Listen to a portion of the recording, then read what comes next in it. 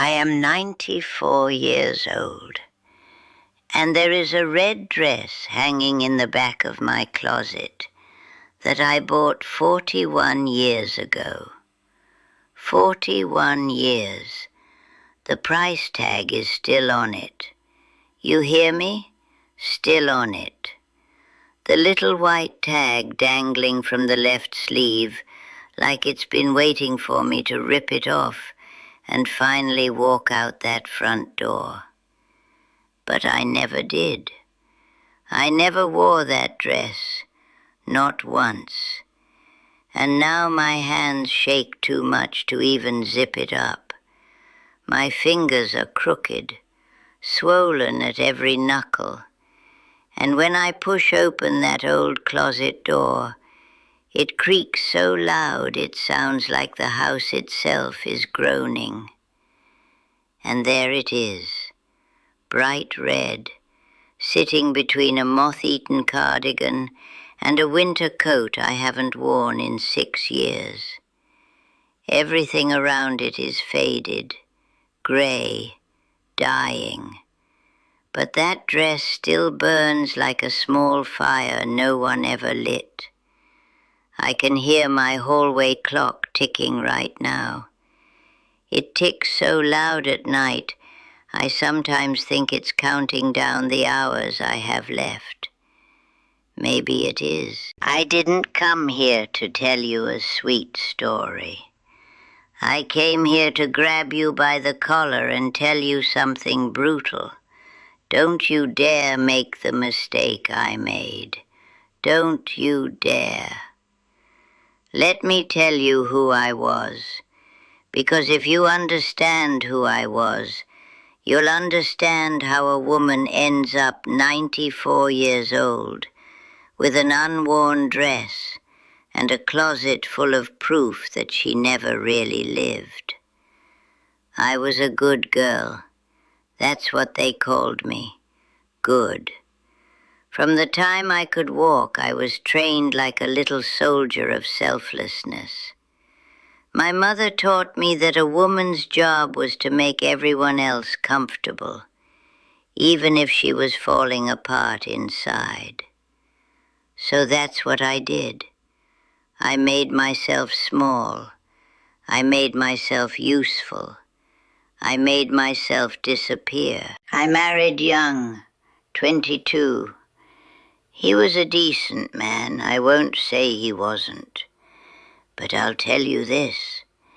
Every single evening for 38 years, I cooked dinner, set the table, washed the plates, and sat in that kitchen smelling like dish soap and pot roast while he watched television in the other room. The volume was always too loud. I used to hum to myself while I scrubbed the pans. Little melodies I made up. Nobody ever heard them. Nobody ever asked what song that was.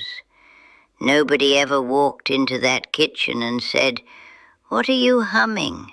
It's beautiful." I was background noise in my own home. My children, I love them.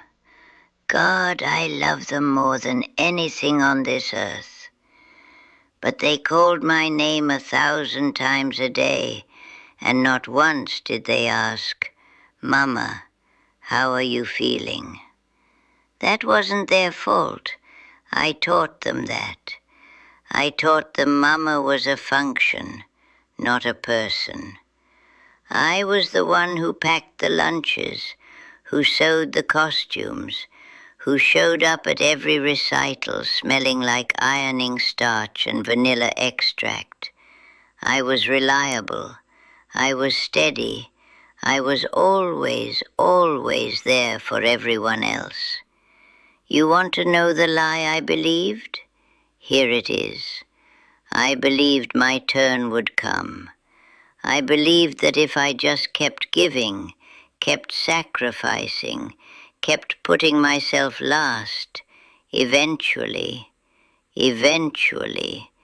life would tap me on the shoulder and say, Okay, Margaret, now it's your turn. That tap never came. I almost signed up for a painting class once. I saw a flyer at the community center. Watercolors, Wednesday evenings, 7 to 9.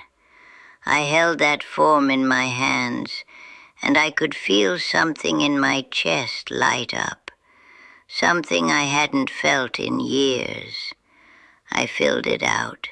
Name, address, phone number, and then I heard my daughter's voice in my head, asking who would watch the kids on Wednesday nights. I tore that form in half and threw it in the trash beneath the coffee grounds.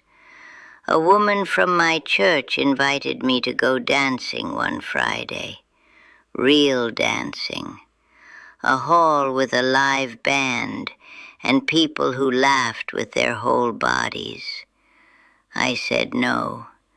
I said I had too much to do. The truth? I was afraid. Afraid of being seen. Afraid of being selfish. Afraid of enjoying something that had nothing to do with being somebody's wife or somebody's mother. So I filed it away. I filed every single want, every single desire, every single dream under one word, someday. And I trusted that word like it was a promise from God. It wasn't. It was a thief. Now let me tell you about the dress. It was spring of 1982, April. I remember because the dogwoods outside the department store were blooming, and the air smelled like warm cotton and perfume. I had gone downtown to buy new shoes for my youngest son's confirmation. That was my errand. That was my purpose. Shoes. For someone else. But I walked past the women's section, and there she was, on a mannequin near the window, a red dress, not dark red, not burgundy, red, the kind of red that doesn't apologize, the kind of red that walks into a room and makes people look up from their plates. I stopped.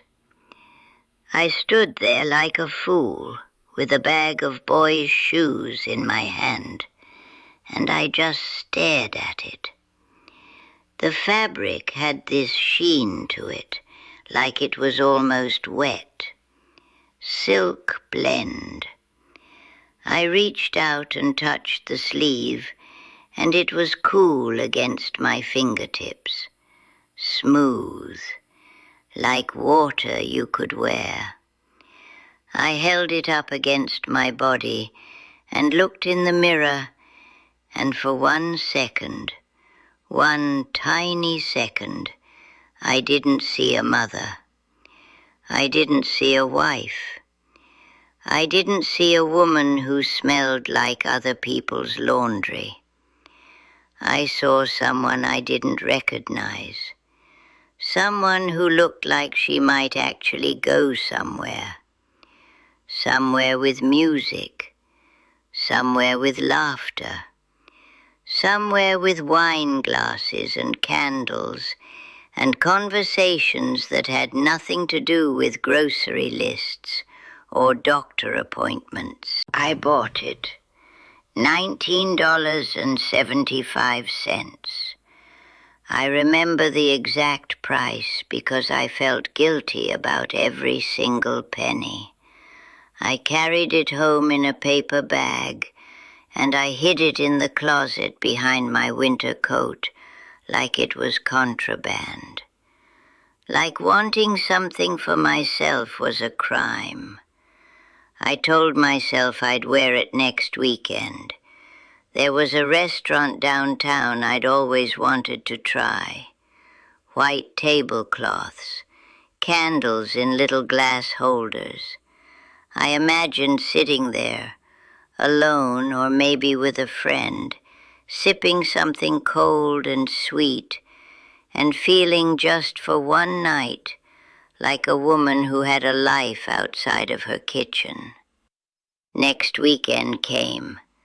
My mother called. She had fallen, bruised her hip. I drove 2 hours to take care of her. The dress stayed in the closet. Then my husband's back went out. Surgery, recovery. Months of me sleeping in a chair next to his hospital bed, the room smelling like antiseptic and stale coffee, and that particular kind of silence that hospitals have at 3 in the morning. The dress stayed in the closet. Then the grandchildren came, beautiful, screaming, needy little lives that swallowed my days whole. I loved them. I did. But every time I gave another year to someone else's needs, that dress hung there in the dark, waiting, patient, more patient than I deserved. Years passed, not slowly. That's the thing they don't tell you. Years don't crawl, they run. They sprint past you while you're folding someone else's towels. One day you're 53 and you think you have time. Then you blink and you're 67 and your knees hurt.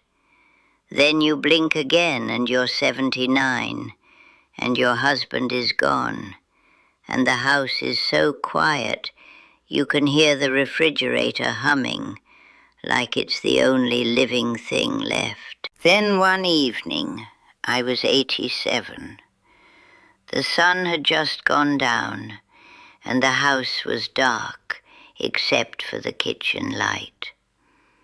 I was walking down the hallway, and I passed the window, the big one that faces the street, and I caught my reflection. I stopped cold, because the woman looking back at me was a stranger. Her face was thin, her eyes were tired, her shoulders were curled forward like she'd spent a lifetime bowing to everyone she met. I didn't recognize her. I stood there in that hallway, and I felt something crack open in my chest. Not my heart, something deeper, something behind it. Some wall I had built so long ago, I forgot it was there. I walked to the closet. I pulled open those creaking doors, and there it was, that red dress, still red, still defiant, and that little white price tag still dangling from the sleeve, $19.75, untouched after 35 years. I reached out and held the tag between my fingers. The paper had gone stiff and slightly yellow, but the numbers were still clear. And I understood something in that moment that I will carry to my grave. The right time was never coming. It was never going to come. There was no magical day waiting for me at the end of all my sacrifice. There was only this, a dark hallway, a creaking closet, and a dress that outlasted every excuse I ever made. Now I sit in this apartment, alone. There is a chair by the window where I spend most of my days. I watch people walk by on the sidewalk, young people, middle-aged people, people in a hurry, people holding hands, people laughing into their phones, all of them moving, all of them going somewhere. And I sit here, still. My mantle is full of photographs, my children at their graduations, my grandchildren at their weddings, my daughter holding her newborn, my son shaking hands with some important man in a suit, everyone thriving, everyone I poured myself into, living full, noisy, beautiful lives. And I am so proud of them, it aches. But you want to know what's not on that mantle? A single photograph of me doing something for myself. Not one. There is no photo of me at a painting class, no photo of me dancing, no photo of me sitting at that restaurant with the white tablecloths, wearing red, laughing so hard my mascara ran. Because that woman never existed. I killed her, quietly, politely, with a smile on my face and a casserole in my hands. The red dress still hangs in that closet. I open it sometimes just to touch the fabric. The silk has yellowed a little now. It feels different, stiffer, like it's tired of waiting too. And that price tag is so brittle now that if I pulled too hard it would crumble between my fingers like a dead leaf. But I don't pull it. I leave it there, because it's the most honest thing I own. It is 41 years of proof that I chose everyone else's life over mine. The refrigerator hums, the clock ticks, and I sit here. Now I'm going to talk to you. Yes, you. The one watching this right now. The one who just felt something twist in your stomach because you recognized yourself in my story. Good. I want it to twist. I want it to hurt. Because pain is a messenger, and right now it's telling you something you already know, but refuse to admit. Stop doing these 7 things, and stop doing them today. Not tomorrow, not next month, today. Stop waiting for permission to live your own life. Nobody is going to give it to you. Nobody is going to knock on your door and say, "It's your turn now." You have to take it. Stop shrinking yourself to make other people comfortable. You were not born to be small. You were not put on this earth to fit neatly into someone else's idea of who you should be.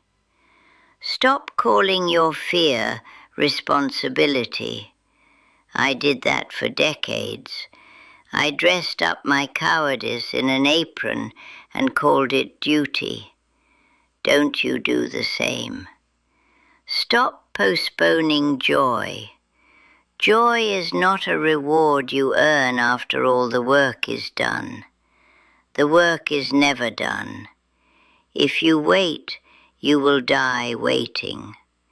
Stop silencing your own desires. That thing you want, that thing you keep pushing to the back of your mind, like I pushed that dress to the back of my closet. It matters. It is not silly. It is not selfish. It is you trying to live. Stop believing that wanting something for yourself makes you a bad person. It doesn't. It makes you a human being. The people who love you will not collapse if you take one evening for yourself. And if they do, That is their work to do, not yours. And for the love of God, stop trusting someday. Someday is a lie. Someday is a comfortable, quiet, well-dressed lie that will rob you of every single chance you have to feel alive. I know. I believed it for 41 years, and all it left me with is a yellowed dress and a closet full of silence. I am 94 years old. My hands shake. My knees barely work. I can't zip up that dress anymore, even if I wanted to. But you can. You can zip up yours. You can rip off the price tag. You can walk out that door tonight, tomorrow morning, this very second, and do the thing you've been putting off. Whatever your red dress is, wear it. Wear it today. Because the closet door is going to close eventually, and when it does, no one will ever know it was there. Don't be me. Please, don't be me.